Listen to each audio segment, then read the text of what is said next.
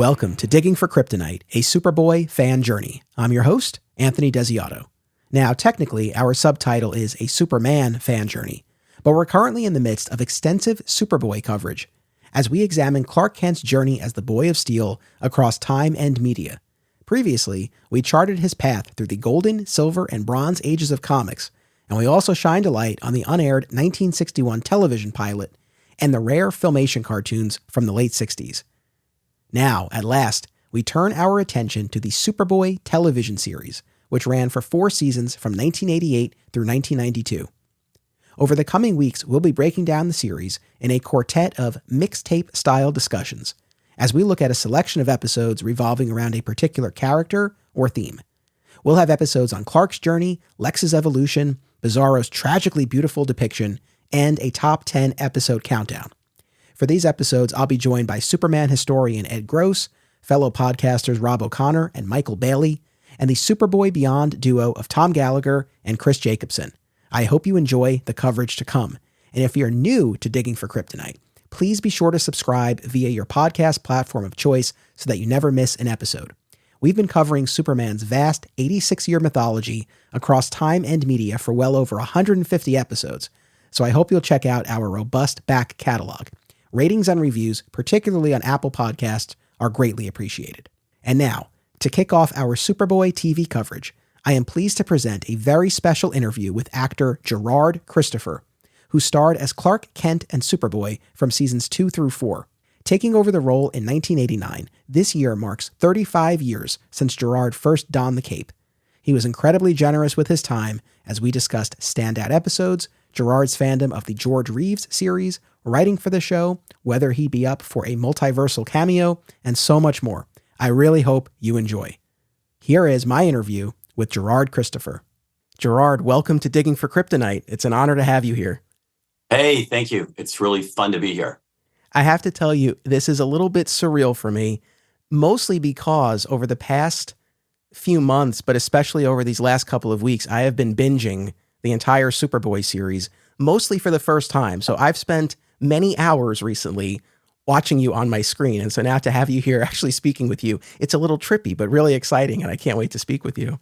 Oh, man, that means you're going to trip me up because you're going to know a lot more than I do because, we know with the passage of time, a lot of these episodes just kind of fade away in your memory. So you're going to have to prompt my memory for some of this stuff. That's totally fine. And actually, that's one of the things I wanted to ask you, because I know that actors can have different attitudes about watching their work. And so I was curious, did you watch these episodes when you were originally making them, and or have you watched them at all in the years since? When we were making them, we used to get, we didn't watch dailies generally.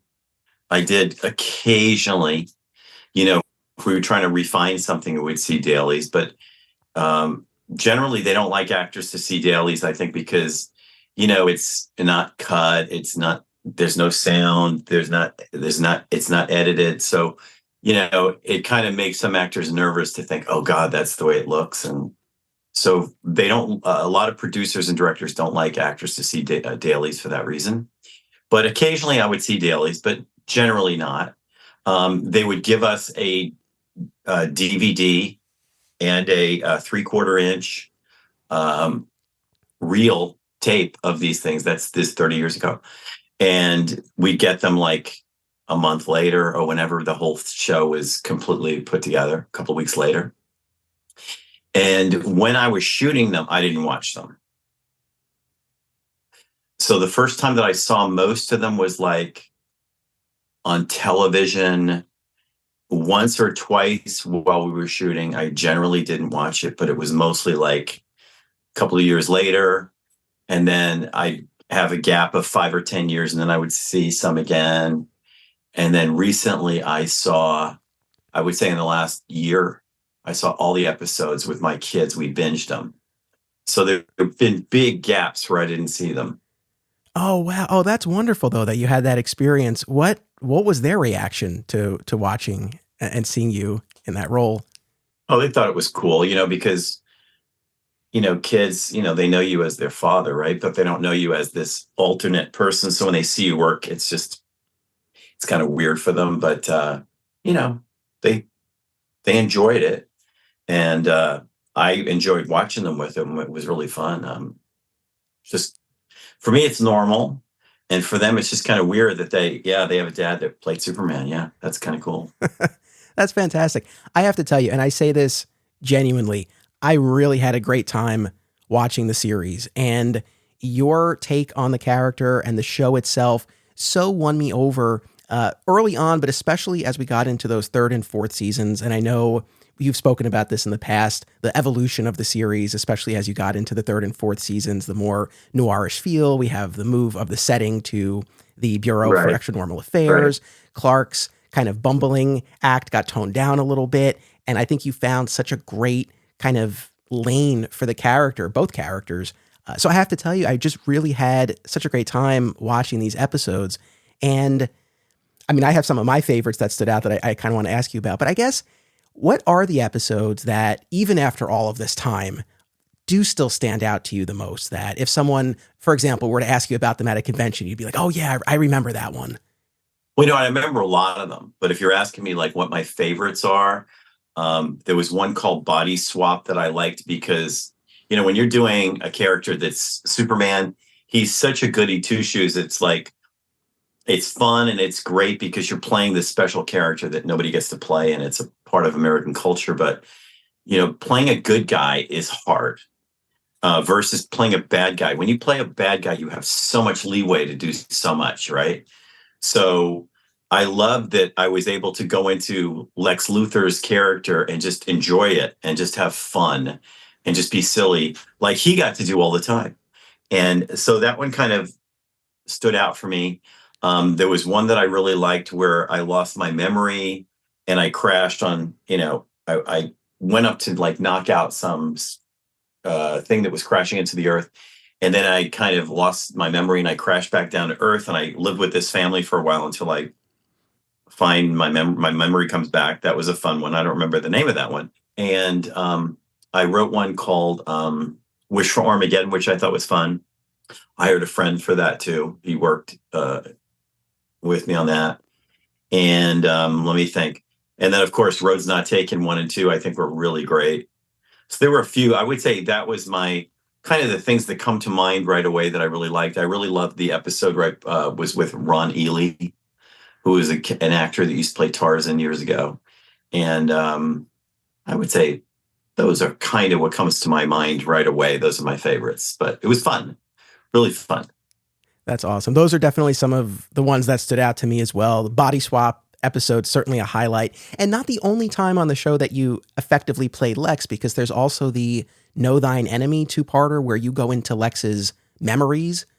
And so you essentially become Lex in his memory. Fascinating. Like, that was such a fascinating two-parter as well. There's also one with the Kryptonite Kid where you play Vic, the con man who is a doppelganger for Superboy.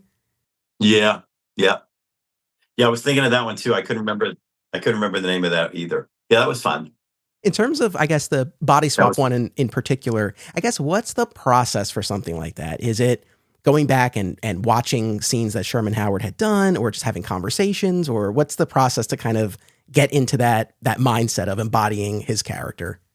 Well, I was working with him, like I didn't really have to do research. I mean, I knew the guy just like I knew his character, just like I knew him as a person because I worked with him so much. So it was kind of easy for me to kind of bring his kind of what he brought to it, but then just have a little bit of my personality too and just have a good time with it. So it was really just fun. It was really just, observing him and what I knew from what we had been doing, for all that time.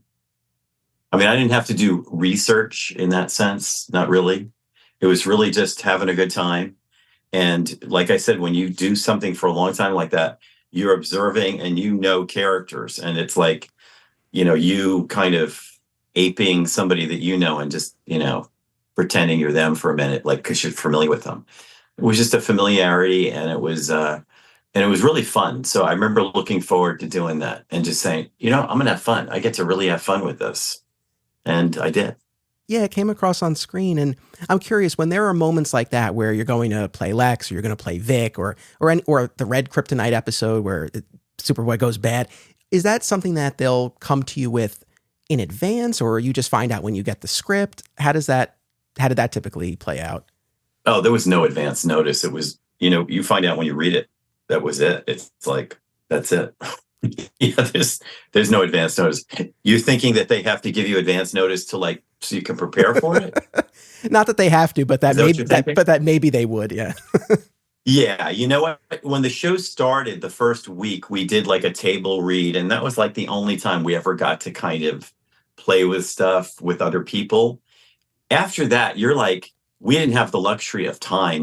We were shooting really fast. I played two characters. Everybody else played one character. So I had to be working all the time, and we didn't have the luxury of doing that. You just have to work fast. And that's part of what the work is. It's working fast. And when you get into it, initially you get into your character, it just becomes like second nature. You say, all right, this is, you don't even have to think about it. It's just, you just fall into it, after you're doing it for a while. You just know who you are, and then they just dump you in a different situation. So you know what to do. Right. Right. Yeah, you mentioned the episode where Superboy has amnesia, Superboy Lost. And that was an update on the Panic in the Sky episode from the George Reeves Adventures of Superman television series, which I know you're a fan of, and I know you've spoken about that in other interviews. Could you talk to me a bit about, I guess, kind of growing up watching George Reeves, what resonated with you about that performance? And was there anything in particular that you tried to imbue in your version of the character? He was a really good actor. He was a stage actor. And I think he studied at the Pasadena Playhouse or something like that. He was a good actor, and he was a little bit maligned when he used to wear the suit sometimes. And he also didn't like it because his was wool, and he'd wear it in the heat and all this stuff. It was super uncomfortable. So there was a lot he had to contend with. And, he just brought as much as he could to make this a reality. So people don't, think it's silly what he's doing, or that they kind of, believe it. And he brought his big personality to it. And he was also, from what I read, just an amazing guy.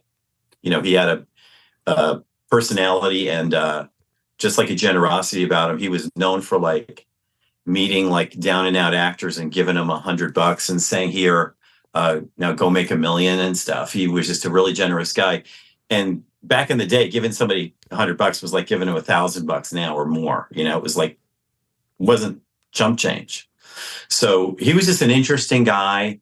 And he brought just a really good energy. He brought a strength to the character that I liked, and as a kid, I just kind of glommed onto it. It seemed I don't know, every kid's dream. It just seemed and the stories were really fun. I remember the pilot that was Superman and the Mole Men or something, where these guys are living in the center of the earth. And it was just so fascinating. I was fascinated by it. Science fiction was really a thing for me. I also liked the show Lost in Space, and I liked a lot of stuff. I liked these shows that were animatronic shows, like the Thunderbirds and all that other stuff. I used to like things that were sci-fi and interesting in that way. But George Reeves, again, to get back, I mean, he just, I think, did a great job with the technology they had, with the writing that he had, with everything he had to deal with. I thought he had a great job. And as a young, impressionable kid, it just hit me in the right way, like it does for anybody, No, I agree wholeheartedly. I actually do a separate podcast series where we go episode by episode through Adventures of Superman. And we actually just got to Panic in the Sky. And I've seen the episodes before, but this is the first time I'm really, really watching and studying them. And everything you're saying about that performance so rings true. And as I was watching your performance, I say this as such a compliment. One of the things that I really liked about what you did with Clark and Superboy in particular, is I feel like you were equally as believable playing the more peaceful, gentle side of the character as you were playing the tough side when he got angry and when he threw down and mixed it up with the bad guys and was throwing punches. And when you talk about toughness with the George Reeves role, you see that. And so, whether it was conscious or not, but that balance you were able to strike really came through to me as I was watching that. Well, that's a great compliment. Thanks. I mean, it was funny. I mean, it wasn't lost on me even as a little kid that when George Reeves was playing Superman, you see his face, and then when he's Clark, he looks exactly the same. And people weren't onto this, but it was fun. I mean, you have to suspend disbelief and you have to enjoy it. And that's what I did. And it was fun. I mean, there is some degree of that, right? It's not like I went and had plastic surgery every time I was Clark Kent. So, that's just a part of the thing. And it was, you go along. This is so specific, but this moment really stood out to me. It made me laugh. There's an episode from your show called Standoff where Clark and his coworkers are held hostage in a bar by these couple of escaped convicts.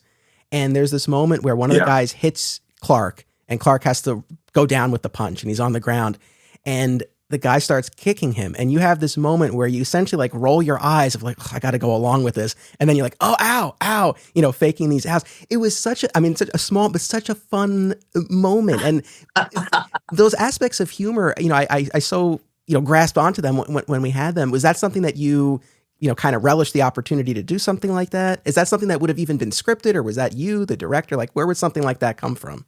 No, that wasn't scripted. It was just, it was just playing. It was just having fun. It's like, when you're acting on a show like that, you gotta be the guy. I mean, am I going to be hurt by a guy kicking me? No, it's like you got to be like a stuntman and just sell it in a sense, you got to sell it to everybody else in the room. Hey, I'm Clark Kent and this is really hurting me. So, but I also try to play it with a little internal humor. Like I saw like, oh yeah, right. You're hurting me. Oh, ow, ow. So it was fun for me to do it. It was just a good time. I was having a good time. It was Clark Kent having a good time. Yeah, it was a great moment. I really enjoyed that. And just one last question on the George Reeves front. There was, of course, the other episode, Paranoia, where you had Jack Larson and Noel Neill as guest stars. What was it like? What was it like working with them? What were those conversations like? It was so weird. It was so great. And, I was so fortunate because after that, I got to know them both personally. And they both lived in LA and I got to see them in LA and Jack much more. But I mean, they looked so good, when we did the show. They looked, especially Jack, but he looked very like youthful. And I, kind of reminding me in so many ways of the same exact character he played in the George Reeves show. So for me, it was just like this very amazing circumstance where I'm almost like going back in time and I'm like working with him and I'm on that show instead of my show. It was just like a really like weird situation where I have to go like, where am I and who are these guys and what are they doing here? And it was kind of weird, but it was very special. I mean, I'm turning my head because I'm looking at a picture of them on the wall over there. And they were super nice to me. And she paid me the highest compliment. She said I was her favorite Superman of everyone that's played Superman. And I thought that was the nicest thing I could have ever heard from her, even if it was a big old fat lie. But it was just really nice. And Jack became a good friend. And I used to have lunch with him. I used to see him at his house. And it was just a really, really great situation. I miss them. Life goes by too fast. Goes by really fast. And it was really special. It was very cool. I'm glad you could have that moment, that experience with them, and to forge those genuine friendships. That's really terrific. Don't go anywhere. My conversation with Gerard will continue. This podcast is an affiliate of BCW Supplies. The next time you need to restock on comic book bags, boards, boxes, and more, be sure to use promo code FSP to save 10% on your order. That's FSP for Flat Squirrel Productions. It helps support the show, too. Fat Moose Comics is New Jersey's best and oldest comic book store. Established in 1982 and under new ownership since 2020, Moose sells a wide selection of comics from every publisher and time period, along with action figures, graphic novels, posters, statues, and more. If you're looking for something and they don't have it, they can probably get it for you. They know a guy. Visit Fat Moose in Whippany the next time you're in the Garden State, and be sure to reach out via the Fat Moose Comics Facebook page. We reference the television series Smallville a lot around here, and there's one Smallville rewatch podcast that's always at the top of my queue. Always Hold On to Smallville, hosted by our pal, Zach Moore. Zach and his guests bring tremendous insight, passion, and humor as they discuss each and every episode of the series that ushered in the renaissance of superhero TV. Listen to Always Hold On to Smallville wherever you get podcasts, and keep an eye out for the other shows under the Always Hold On to banner, including Arrow, DC's Legends of Tomorrow, Superman and Lois, and Star Wars. And you had mentioned one of the episodes you wrote, Wish for Armageddon, which was another one that stood out, especially for the more global geopolitical scope of that you were able to tap into. The other one that you wrote, it was Cat and Mouse, where Clark has to undergo this psychiatric evaluation in order to get promoted at the Bureau. And that one too was fascinating in a different way, very different type of episode. But what so struck me about that one, and it incorporated clips from other episodes. Clark is being asked these questions, and then we see these flashes from other episodes. But it was a relatively rare opportunity in the series for Clark to, even though it's still within the parameters of he's being questioned and he has to hide, but he's still articulating more about what he does and what he thinks and what he feels than we typically see in a lot of episodes. And so it stood out. I was just kind of curious kind of what the genesis was for that, and just kind of what your approach was to that episode, or just writing in general. Well, that was a bottle show. If you're familiar with a bottle show, that's sometimes at the end of a season when you're reconciling, your budget, and you're saying, our budget's kind of tight towards the end, and the shows have to be a little bit more economically made. So that was a bottle show intentionally, and that was just a show that was designed to, just like you said, just go into the Clark's head and make it economical to shoot and make it interesting at the same time. And I worked with Erin Gray, who's still a friend of mine. As a matter of fact, she's an agent of mine for cons and stuff like that. That's what she does now.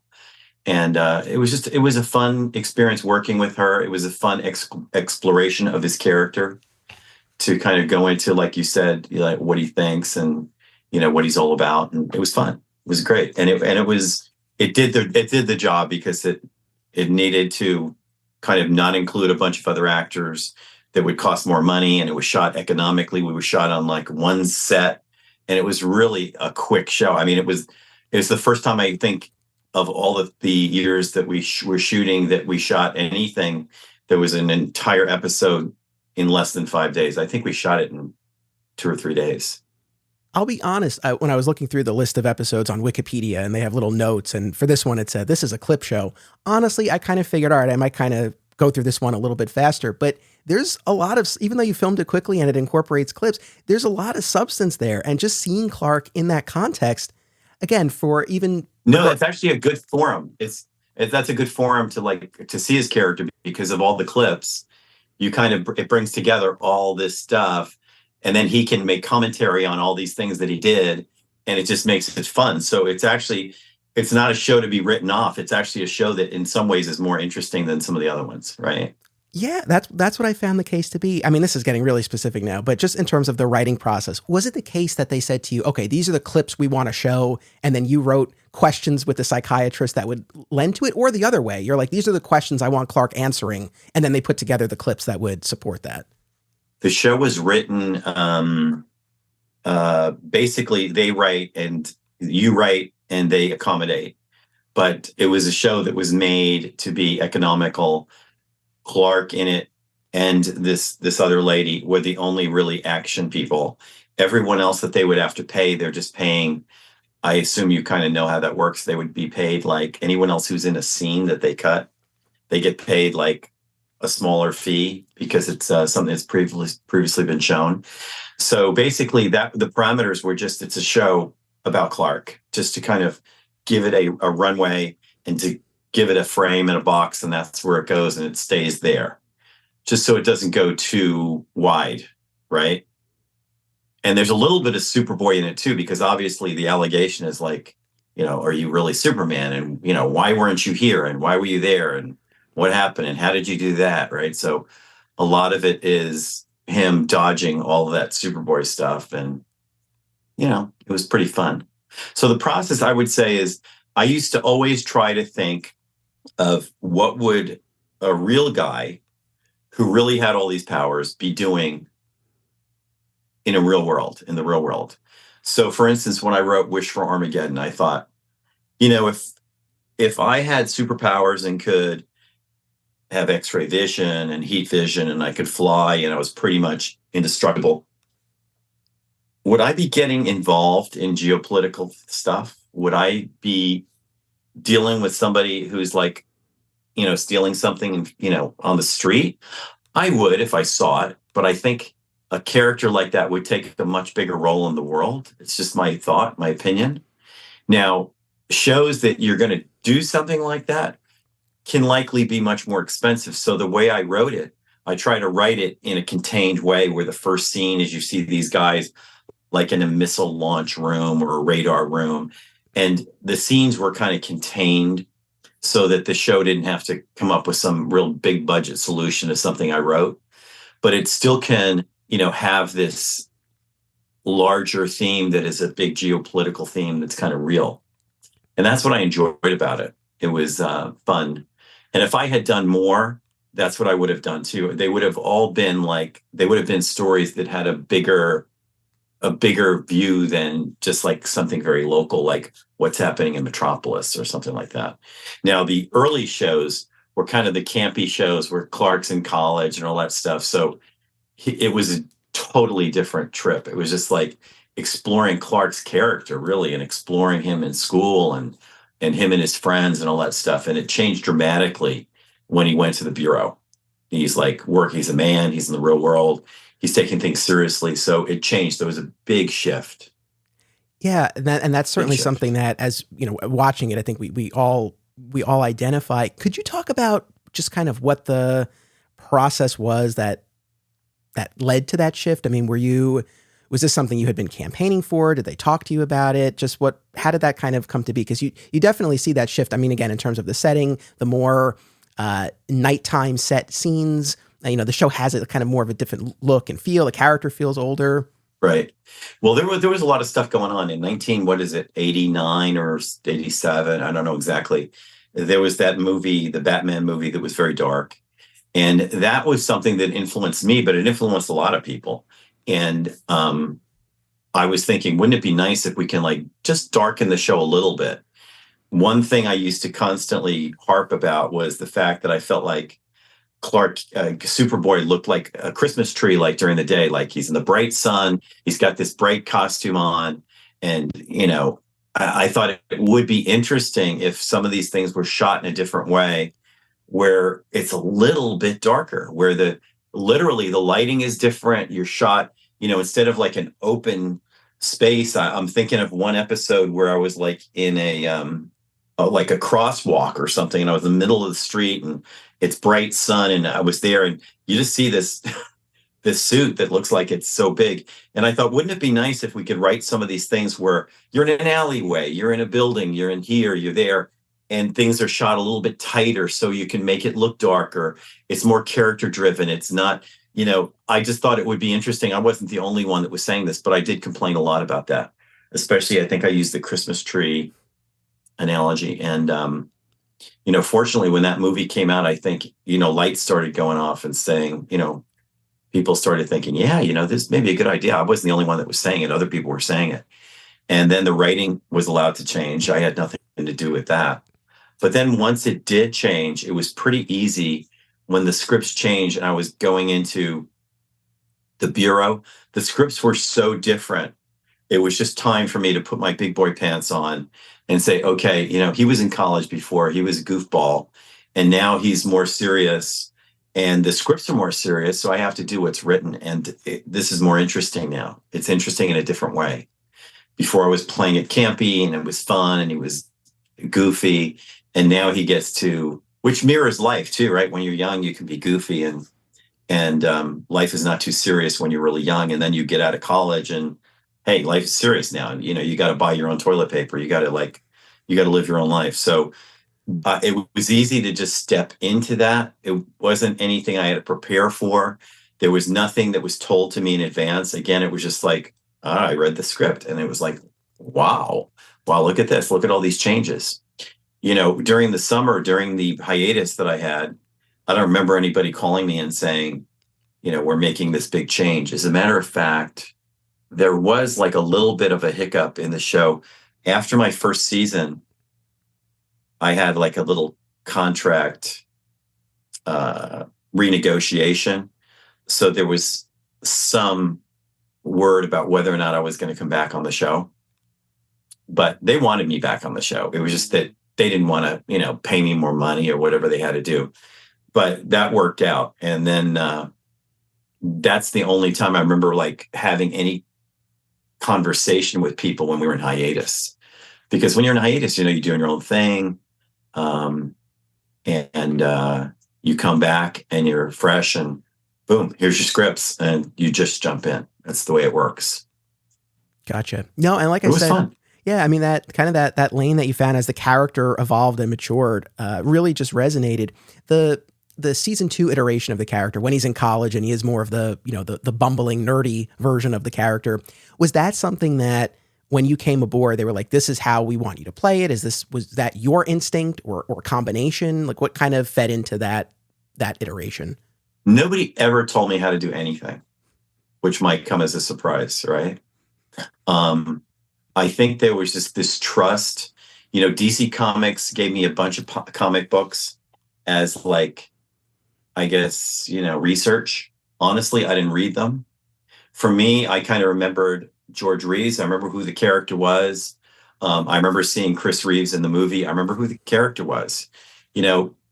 Like I said, he's this guy that he's an alien. He came here from another planet. He's fair-minded. He wants to help. He's heroic. He wants to do all this stuff. And that's who he is. It's kind of easy to kind of put that on and wear that. It's kind of an easy thing. I found it easy to do after a while. It didn't require like a ton of like reinventing the wheel. I knew the character and then I said, all right, I'm going to do this my way, because effectively when they hire any actor to do any job, you have to bring your personality and what you can do to the job. I didn't look at anything that the actor that worked before me did, because he got fired. I saw him in an interview and he said something about he got fired because he asked for more money. That's not the case at all. The reason he got fired was the show was like number 38 or 39 in the ratings, and it wasn't generating enough income, and the show was going to be canceled. And because of that, the first day I started working, I'll never forget it. Ilya Salkind, we were just about to start the first day of shooting. And Ilya Salkind calls me to his office. He had me brought up to his office. I went into his office, which was funny. His office was like, it was like Clark's temple in the Arctic Circle. It was like he had this foam on the walls and stuff because he didn't want people to hear him and stuff. It was such a trippy place, his office. And I remember standing there in costume in front of his desk. And he said to me, he says, the other guy got fired because the show's ratings were shit. And he says, you got to make the ratings come up. He says, we got to do well. He says, or the show's going to shut down and 110 people or 120 people are going to be out of a job. So he says, now, if that feels like pressure, I'm sorry, but feel pressured. So I just smiled at him and I laughed and I said, okay, no problem. And I went downstairs and I said, okay, I got to do this. No holding back. Just have a good time. The character, just jump in and have fun. And that's what I did. I never looked at anybody else's work.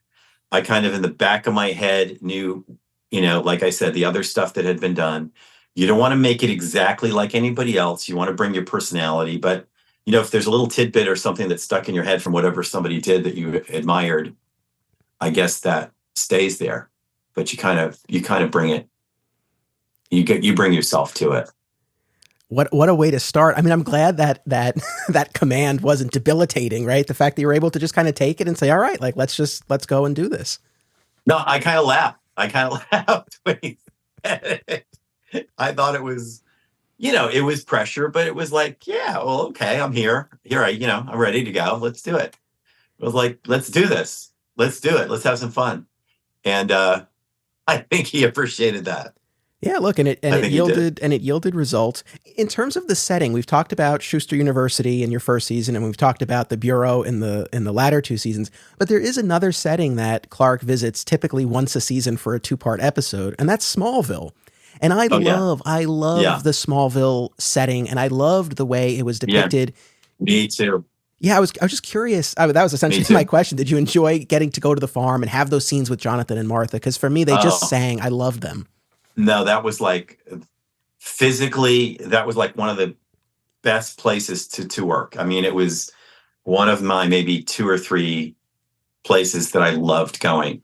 One of them was in Lost because that was shot at some beautiful state park in Florida that was like really lush. It was kind of jungly, and I loved shooting there. But that place was beautiful. I mean, in Florida, they had farms where we shot that were so vast you couldn't see the end of these things, and it looked like what most people are going to think. Okay, this is what Kansas looks like. And then having well, Stuart Whitman there and being there in that setting it was just so real. It was just so perfect. It made it so easy. And oh, that was just like, I'm so glad you reminded me of that, because that was like such a great, refreshing kind of place to be, that kind of even recharged the character, because it made me feel like, yeah, this is where I was from. This is the ground. This is my ground. These are my parents. This is how I was brought up. This is what made this character the way he is. And it was like a really nice place to be reminded of and to go back to. And those people to work with, the actors were phenomenal. He was such an interesting guy, Stuart Whitman. He was like, I think, a boxer when he was a young guy. He was a really well-known actor. I don't know if he won an Academy Award or if he was nominated for things. I mean, he was and Salome Jens too. They were so great and fun to work with and supportive and nice and very chill, very, very just easy. Like, the kind of person that would be your dad that you can just talk to. It was, I don't want to say he was always in character, but he was kind of always in character, just playing this cool, like, loving dad that gives you good advice, even off the set. Oh, no, that's so great to hear. I mean, like I said, I love that setting. What I've kind of always said about the character of Superman generally is that when you're talking about Clark, the reporter, or Superman, the superhero, there's an element of disguise in both. But when he's on the farm, that's the truest representation, in my mind at least, because he's the most unguarded. That's where he came up. That's where he's home. Yeah. Yeah. So to see the character in that setting, for your version in particular, it was great because not unlike that psychiatric episode, but in a different way here, he really got to be himself and articulate the struggles that he's going through. There's a wonderful two-parter. This was another one that really stood out to me, Rebirth, Yeah. where Superboy thinks he's killed someone in the course of one of his saves and decides to give up his powers and being Superboy, and he goes back to the farm. And you have this scene with your adoptive parents at the dinner table talking about how every time you save someone, it's essentially choosing not to save someone else and the burden of this. And I think Martha says, people don't expect you to do everything. And you're like, don't they? And it was such a great scene. I just loved all of that. Like I said, it was basically once a season where the show went to Smallville. Would you have welcomed the opportunity for more of those Smallville scenes? Or did you feel like once a season to kind of check in was sufficient? No, I loved it. As a matter of fact, now that you're bringing it up, I mean, I never thought of it like that, but it was something that recharged me. It made me feel like the character could let his hair down and the character just be himself, like, without, being observed. Because, the issue for Superboy and for like Clark is that they were always under the lens, because he's doing something surreptitiously and he's always hiding his identity. He feels like he's always under the lens, always has to be careful. I had to be careful with my depiction of the character. I couldn't sweat in the suit. I couldn't do so many things. But when I was Clark, just like at the farm, I was just a guy. Like you said, I was a guy. These are my parents I'm talking to. These people love me. These people give me advice. These people I could let my hair down and just say anything to. And I wish, in retrospect, I didn't really think of it then. I wish we had more shows there. And if I had my way, I would have maybe written more shows there. Because you can't, again, keeping in line with the budget constraints that you had of a show. Our show had such a small budget. It was like 200,000 a week, something like that, maybe three. You look at like Lois and Clark, it was like a multiple of that, of like five. I think it was 1.5 million or something. I was so much more. And although that's not a show that I watched a lot, I'd imagine you can see some difference in the, you know, in the quality of the show in terms of like where the money goes. But I think for what we had, we did a great job. And it would have been nice to go back to the farm because that was a really expensive place to shoot. It would have been interesting. And yeah, you put that in my head now. I kind of wish that I had done that. Because I think they would have let me write more scripts if I came up with them. I was busy and I also had a social life. And on the weekends, they used to make me do all kinds of, publicity stuff and charity stuff. It was like virtually every weekend I was doing something. So I would have maybe not done some of that stuff and maybe written something else and had a little more fun with it. Can't do everything, right? Don't go anywhere. My conversation with Gerard will continue. Aw Yeah Comics celebrates and promotes everything that is wonderful about comics, toys, artwork, and the joy they bring to people. Visit them in person at one of their 3 locations, Harrison, New York, aka my local comic shop, Skokie, Illinois, or Muncie, Indiana. If you have kids and have been looking for a family-friendly store, look no further. Join Aw Yeah for exciting events, including creator signings, how-tos, and more. Visit awyeahcomics.com and follow Aw Yeah on social media for more. Their name says exactly how they feel about it. Say it with me now. Aw yeah. This episode made possible in part by educator, hobby comic book collector, and pop culture enthusiast Sam Lim. Sam is based in the South Jersey area and is looking to connect with other comics fans as well as retailers. They're also looking for comic shops to explore, so recommendations are welcome. Be sure to follow Sam on Instagram at SZLComics to see their latest comic pickups and shop adventures.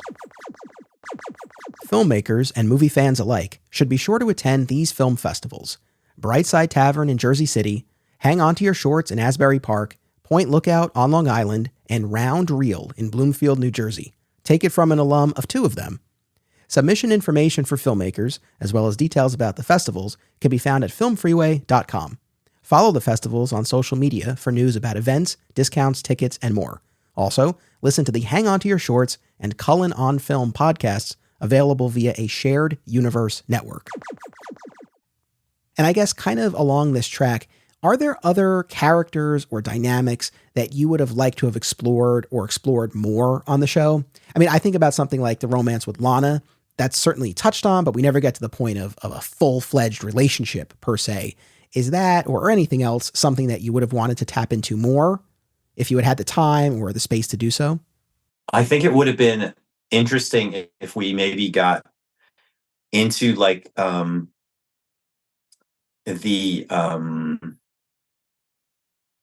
the sexual pressure between us more, instead of it just being like, it was usually just like a very quick thing, and it was her being suspicious too. But it would have been more interesting, I think, maybe if they played it where she was using her feminine wiles to kind of get to me and get the truth out of me that way. That would have been maybe interesting. Maybe that's something I should have written, where Lana like subtly comes on to me more, befriends me more in a kind of male to female way, where she kind of tries to take me out and get me a drink and try to pull information out of me and all that other stuff. That could have been a little bit more fun, I think. And I think audiences maybe would have watched that and thought, boy, that's interesting.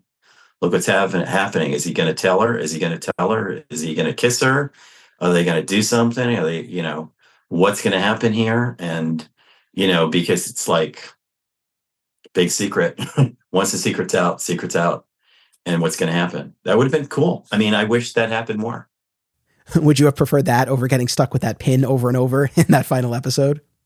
No, I thought that was pretty funny. I thought that was really funny. I thought that was great. A great way to end it. And, it just set up, the last episodes just set the show up so much for me to be Superman. And as you may know, I read for the role of that Dean Cain did.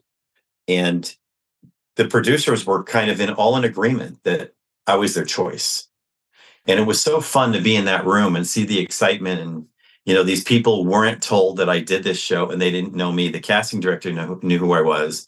And I asked her not to tell them.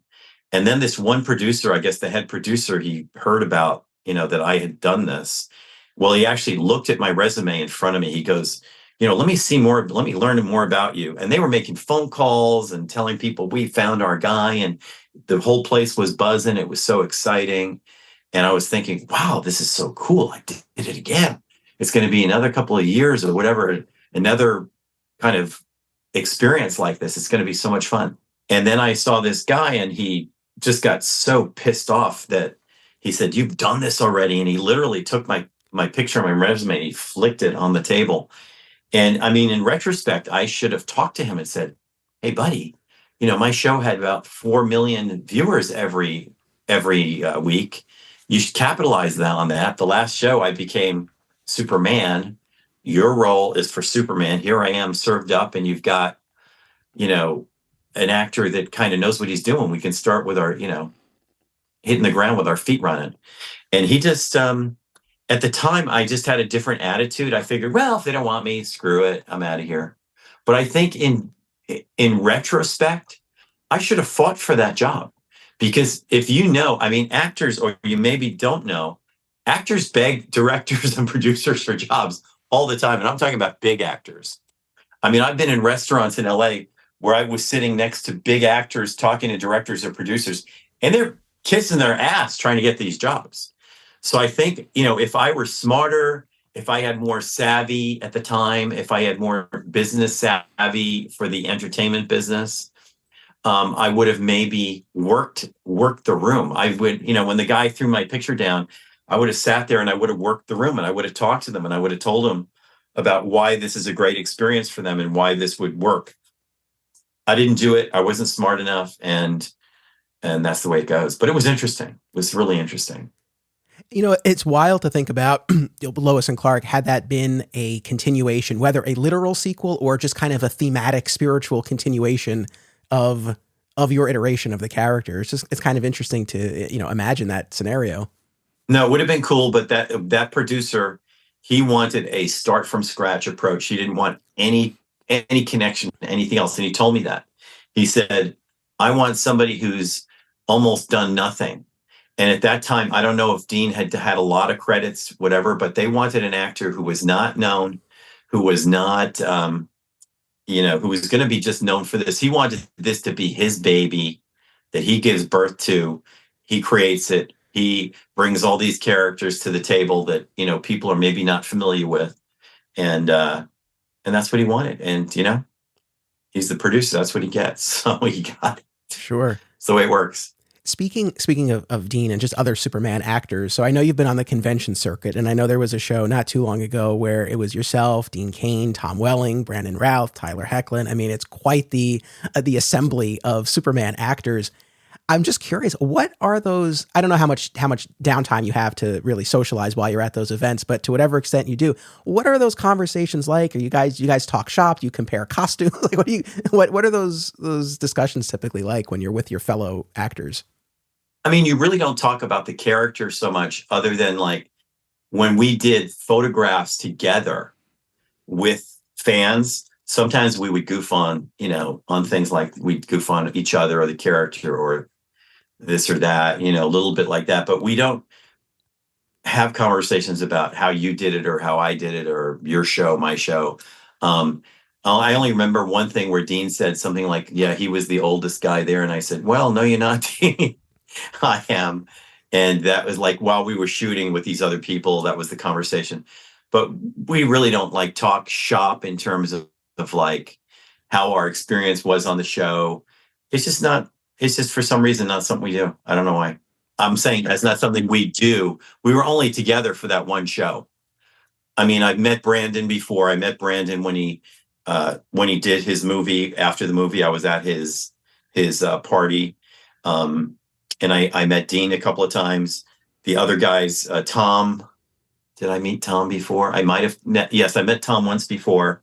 But you just don't, it's just not something you do. It's just, unless it's somebody's going to say to you, "Hey, you did a great job." But it's not like we all did the same thing. So it's kind of weird for us to say, "Hey, you did a great job." It's like, it's kind of weird. I don't know. It's just not something that we kind of talk shop about in that sense. Like, how we did it, how it was, what the experience was like. It might be a really interesting thing to actually talk about. If anybody had got us together and we were talking in a group discussion at a con, that would be a really interesting thing to talk about. Get each other to talk about, how it influenced you, how playing the character influenced you, some of these great questions that you ask, and put it in a vessel where you guys are all together and you're bouncing it off each other. That's never been done.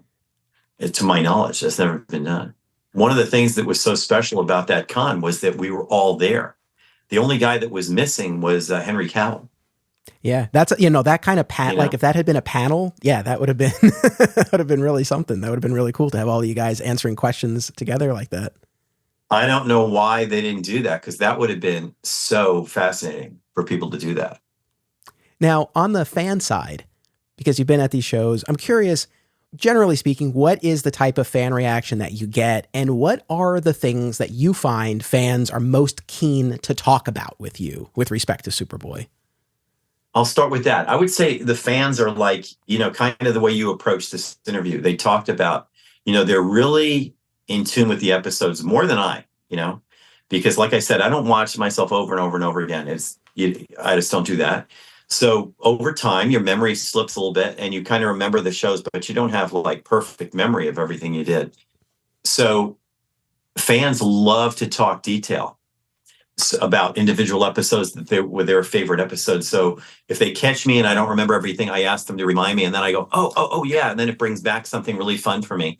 So that's what they typically like to talk about. They like to talk about the episode. They like to break it down. What we do? How did you approach that? Another one is, did you like working with so-and-so? Did you like working with this one? Where did you shoot that? It's questions like that. I got a really very cool, and there's a lot of really cool people that come. Some people bring something very unique for you to sign, that's very special, and that's a really great thing to do. I got a guy who came to that show where all these Supermen were together, and he brought a picture of himself as a young boy, maybe 10 years old, and me giving him an autograph. And now he's a guy who's like 40, and he asked for an autograph again. And I want to put this on my Instagram, and I think it would just be very cool to see, because I have a picture of him when he's a kid and a picture of him when he's an adult signing, and it's stuff like that that makes it really kind of hit you as an actor that this show, more than many other TV shows or movies, really affects people because it makes them feel good about themselves. Superman is an aspirational character. And that's a really weird word to use now, because people are not aspirational anymore. He's supposed to be this good-looking, strong, amazing guy that everybody can look up to, right? These days, if you watch television, they don't go out of their way to make anybody aspirational. They want everybody to look ordinary. Everybody's like, generic. Everybody's the same flavor. It's like there's not, basically, I think what they push now in the media, whether it's TV commercials or films, everybody's the same, and there's nobody that's special. And so in that sense, I think kids don't have too many heroes other than, well, I guess in the superhero world, I guess they still do. But if you even look at the superhero world, there's so many different flavors of superhero now that it's like they got something for everybody. So I just think it's that kind of stuff has changed. And the fan interchange is super interesting, really fun. Fans surprise you all the time. They tell you, I watched your show. They know everything. They bought this. They have something special from your show. They bought something special that's unique. And I think what really hits me the most in the best way is when they talk about real situations where it really affected their life. I was going through a really tough time in my life, and I used to watch your show, and it made me feel better. I was having health problems at that time. And I used to watch your show at the hospital. I used to watch your show as I was recuperating, or I was going through this thing in my life and your show made me feel great. I mean, those stories are great. And there's a lot of those stories. No, that's wonderful. Keeping on this thread of conventions, you've done shows, again, with Tom Welling, John Wesley Shipp from the 1990 Flash TV series.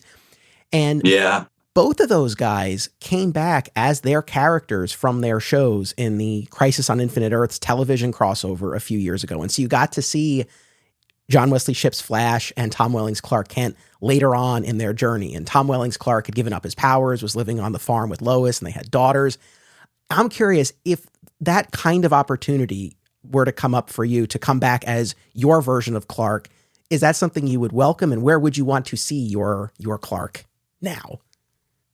Well, I definitely would want to do that. Like, I remember watching one of was it Batman, where they did the different universes, and I think it was Batman. The Flash movie where Michael Keaton came back as Batman?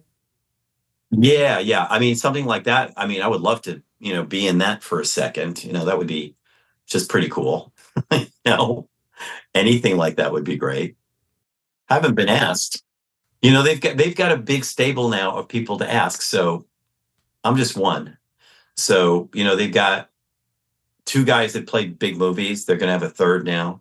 So they got a big stable of people to talk to and to ask to do these things, No, of course. But it's cool to know that you'd be open to that. Is there anything in particular you would want to see for your version of Clark if we were to catch up with him now after all these years? Like a new version of it or something? Like if you were to do a cameo. What are you saying? Like, yeah, like if it were to be a cameo in a television crossover or a movie, whatever the case may be, where we visit with your version of Clark Kent for even just a minute or two, just a short scene, but you get some kind of glimpse into what his life is like today. Is there anything in particular that you would just kind of want for your version of the character? Like, and again, keeping in mind all these different realities, we don't have to be beholden to the strict continuity. He could be with Lana, for example. Like, is that something you would want, or you would want to see him with his Lois? I would say something like that, where you really get a glimpse at like his life, like his personal life, like something very, very personal, something about his routine, something about what he does, something about what he likes as a person. You know what I mean? Yeah.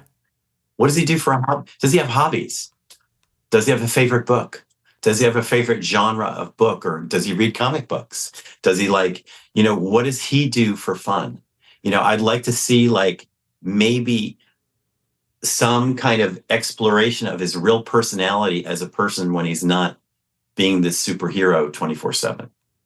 That would be kind of fun. Yeah. I would love to see that. One of the last things that I just wanted to bring up, kind of bring us full circle and talking about kind of these standout episodes and whatnot. The Bizarro episodes were among my absolute favorite of the series. And I'm just anything that you have to share about working with Barry Myers and just kind of the brotherly dynamic that developed between your characters. It was this whole other angle to your character. It was wonderful to see. Yeah, it was really fun working with Douglas. Oh, sorry, my apologies. He uses Douglas now. Douglas Myers. No, it's okay. Douglas. He was Barry then, but he's Douglas Myers, and he was a terrific guy. We're still good friends, and because he's such a great personality, I can see why this guy got cast for it. He's such a great personality. When you meet this guy, you want to hang out with him. You want to talk to him. You want to work with him, and he was just really fun to work with. He made the character fun to kind of be with. Obviously, the character was like, he's like your dumb brother, to put it succinctly. He's like your dumb brother that you've got that you have to talk to carefully and you have to be nice to.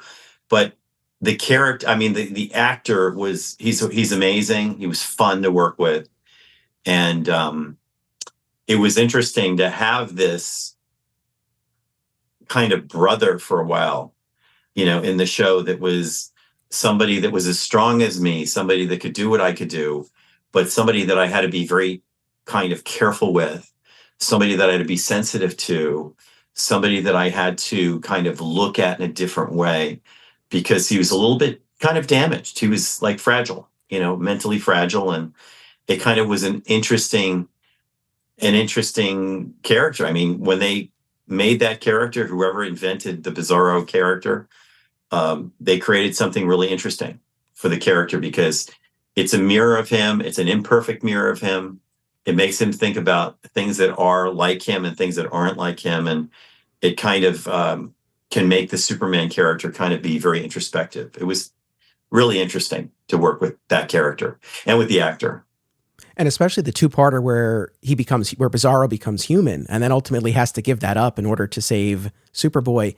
Those were such strong episodes. And I would venture to say, because I've experienced the character of Bizarro across time and media, and I feel like your show in particular really zeroed in on the tragic quality of the character and did not portray him as a villain, but rather misunderstood. And you had this brotherly dynamic that, again, I think is pretty distinct to what your show did. So those were such standouts. I just wanted to bring that up. Well, honestly, I'm not familiar with what they did in other shows or in the comics with him.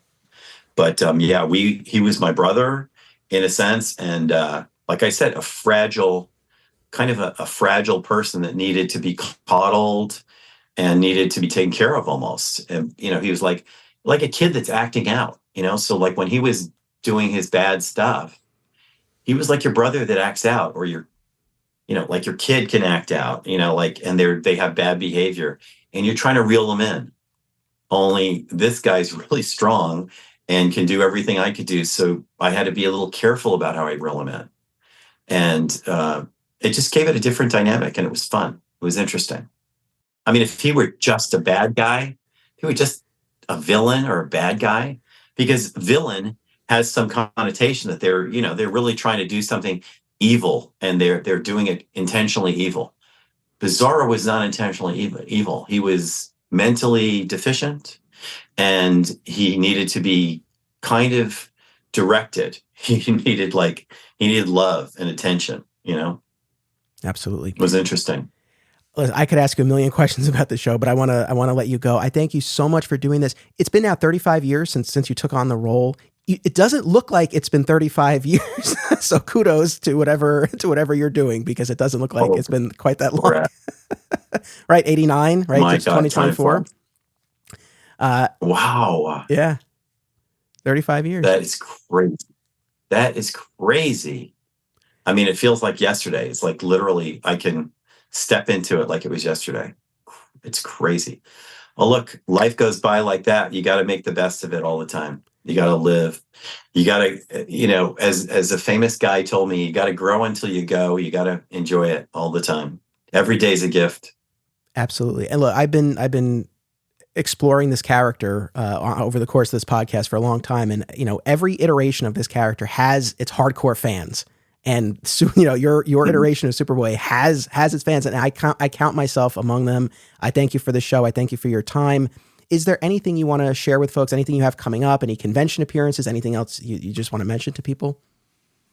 No, I don't have convention appearances. I mean, I might in the future, but I'm actually curious about you with George Reeves. You're like, does your show focus on George Reeves and his episodes? Yeah, so it's an episode by episode rewatch. So my guest and I, before we sit down, we'll each watch the episode on our own, and then we'll sit down for a half hour to an hour, and we'll talk scene by scene about the episode. So we're just we're halfway through season 2. I imagine there's nobody left that's alive from that show. I mean, do you bring people in? Can you ever find anybody? I mean, thus far, I haven't had anyone on who's been directly involved with the making of the show. There is a fan and historian named Jim Nolt who runs a site called The Adventures Continue, and he's been very active. I know Jim. I know Jim. He's been on the show, so I have had him, and his insight was really fascinating. Yeah. I mean, I've read a lot about George Reeves, and interestingly, I went to his house once. I was driving by his house because I knew the address, because I was fascinated with the whole story of his love triangle and all that stuff, how he died. And I remember driving by his house once, and it was for sale, and there was an open house, so you could walk right in. So I walked in, nobody was there, just the broker. And I went upstairs where he allegedly shot himself. And what do I start doing? I start looking, this is 1990 or something, I don't know. And he died, 1959? So I'm looking 30 years later, and I'm looking for bullet holes, and I'm thinking, okay, where's it look like they covered a bullet hole over and what's going on here. And I was just having the most interesting time there, walking around in this space where George Reeves was. I mean, for me, it was just amazing, because I learned so much about him as a person, and it was so interesting to put it there, and this is where he was there that last night with his friends, and when he was either murdered or committed suicide. I don't know how you fall on that, but that was so fascinating for me because, he had a colorful life, Yes. No, where I ultimately So land what's your is, opinion? Was he killed, or is your opinion he was killed or suicide? my feeling is ultimately we can't know. I think there's enough about the crime scene where there are questions, and if it turned out he were murdered, I could believe it. If it turned out that he did die by his own hand, I could believe that too. I think for me, again, we can't know, but what we do know is it was a tragedy and an untimely end. I mean, that's kind of just what I always circle back to, I suppose. I heard that his mother spent a fortune on private detectives trying to kind of unravel it. It's really interesting. One thing that did happen because my show was the first iteration on television since his show, Yeah. So I think there was like people looking at it, the television world going, oh, wow, the Superman character's back. So when I was doing my show, I used to get people sending me all this information about George Reeves, about his show, about him, about the controversy, about his death, all this stuff. And that stuff was fascinating. If there was anything that I was reading and doing, if you want research about, it wasn't so much his character or how he played it. It was about him and his life and all that understory about him as a character. And as the character and what his life was like. It was fascinating. People sent me so many interesting things, articles, interviews, all this stuff. It was fascinating. I'm glad you share that. Yeah, that is interesting. I mean, I guess I do kind of get it. This was the return of the character to television. And even by the third season, the show was retitled to The Adventures of Superboy. So you had yet another piece of, kind of connective tissue there that probably cemented it even more in people's minds. Fascinating. Right. Yeah. And then like you said, having Jack and Noelle on the show again was just like icing on the cake. It was just really fun. Really a great experience. I'm so glad I got to meet them. I'm so glad I got to work with them. And it just gave me like just a little inkling into like what it was like when they were shooting their show. And speaking of that, John Rockwell as well, right? Who played Superboy in the unaired 1961 pilot. Yeah, interestingly, I knew John socially. And I didn't even know he ever played that pilot. And then I got Superboy. And then once I got Superboy, I discovered he played the pilot. And then I talked to John about it. We never talked about it before because I knew John for several years before I got the part. That's great. Did he watch any of your show? Did he ever share anything about it? I don't know. You'll have to get him on and ask him. He'd be fascinating to talk to. I recently spent a lot of time with that pilot, and it was again just so interesting to see what could have been, and that would have been just a few years after the Reeves series had gone off the air. So, again, like a really fascinating what if. But I thank you so much for taking the time to do this. I really enjoyed speaking with you. I thank you. Hey, pleasure, and thanks. Maybe we'll talk again. But yeah, no, I'd be happy to, and hopefully maybe I catch you at a convention or something at some point. That'd be great. Well, listen, thank you so much. I really had fun. Your questions were great. And I hope your fans love this episode.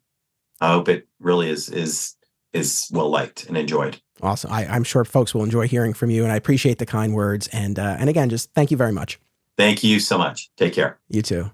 My thanks once again to Gerard, and a special shout out to Hillary for setting this up. I've been talking about Superman every week for almost 4 years now, but this is the first time I've ever spoken to someone who actually played the character. So this was a real treat. I hope you all enjoyed and that you'll join us next week and beyond as our Superboy coverage continues. Again, be sure to subscribe via Apple, Spotify, Amazon, Good Pods, or anywhere else you get your podcasts. And remember, it's about what you do. It's about action. Be sure to check out our sister podcast series, Another Exciting Episode in the Adventures of Superman, an episode-by-episode breakdown of the classic George Reeves television show, available wherever you get podcasts. Please join us on social media, become a patron, and subscribe, rate, and review today. Links are in the show notes. Thank you all.